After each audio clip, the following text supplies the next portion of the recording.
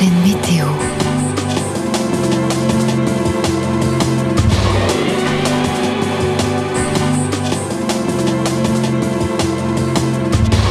La chaîne météo.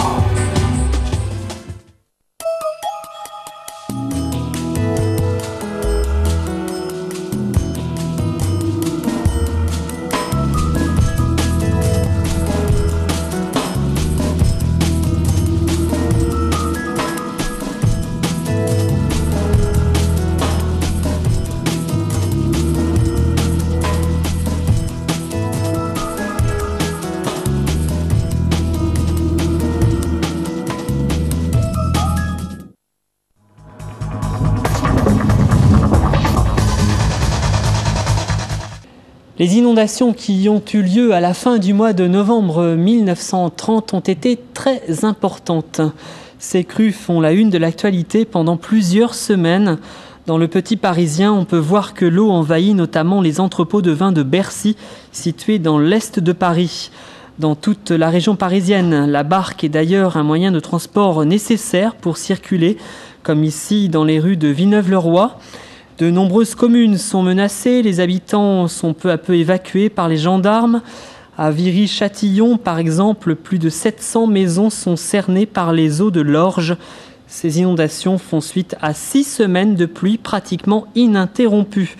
Nous étions alors à la fin du mois de novembre 1930.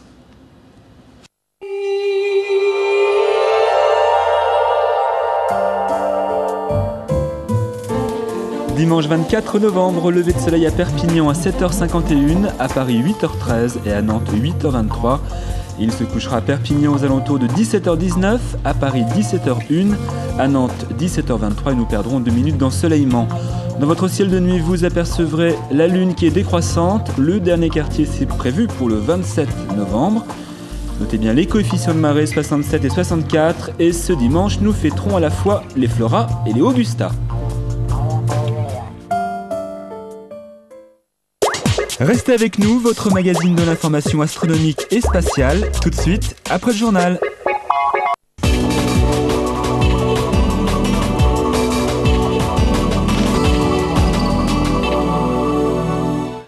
Un nouveau journal sur la chaîne météo avec cette alerte qui est maintenue sur les régions du sud-est. Je vous propose de visualiser de façon plus précise les départements et les régions concernées par ces précipitations qui vont continuer tout au long des heures qui viennent. Alerte maintenue sur un grand quart sud-est du pays jusqu'à demain matin. Fortes pluies qui vont en effet persister de la basse vallée du Rhône jusqu'au Jura. Des inondations sont possibles notamment sur le Gard et sur l'Ardèche. Attention aussi au risque d'avalanche sur les Alpes du Sud, particulièrement sur les massifs du Dévoluy, du Champsaur, de l'Ubaye et du Mercantour. On peut s'attendre à des cumuls d'1 mètre de neige au-dessus de 2200 mètres. Les vents forts qui accompagnent ces chutes de neige vont contribuer à rendre le manteau neigeux fragile aux surcharges par la formation de plaques qui seront assez fréquentes toujours sur les régions du sud-est, sur les Cévennes jusqu'au Lyonnais, donc jusqu'au Mâconnais. En revanche, plus on ira vers l'ouest et plus le ciel sera dégagé. Je reviens dans le détail dans un instant sur ces prévisions. Le temps qu'il fait chez vous actuellement, voici nos toutes dernières observations. Franck Lautry. C'est partagé en deux, avec des nuages très denses au sud d'une ligne Bordeaux-Charleville-Mézières et de belles périodes ensoleillées ailleurs. Seuls quelques nuages sont signalés sur le Pays de Caux et en Bretagne, mais ils sont en train de s'évacuer vers la Manche. En ce qui concerne les pluies, comme prévu, la situation a tendance à s'aggraver. Un axe de fortes précipitations fait pratiquement du surplace depuis ce matin. Ces pluies s'étendent désormais du Languedoc-Roussillon à l'Alsace. Le radar local de Nîmes nous permet de constater que la vallée du Rhône et le Languedoc sont concernés par cette très forte pluie. Les départements du Gard. Dans un instant, et puis d'autres rubriques météo, bien sûr.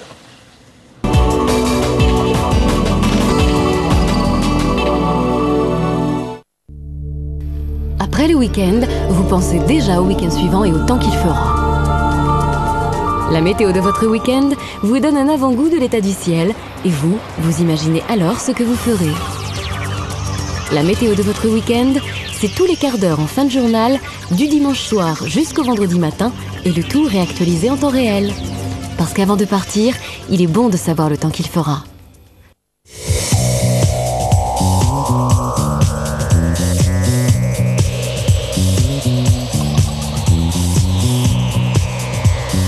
Bonjour et bienvenue dans le Journal du Ciel.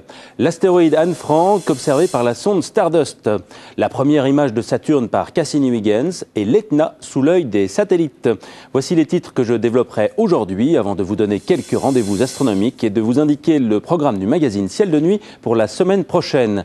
Mais tout de suite, partons sur les traces de la sonde cométaire Stardust.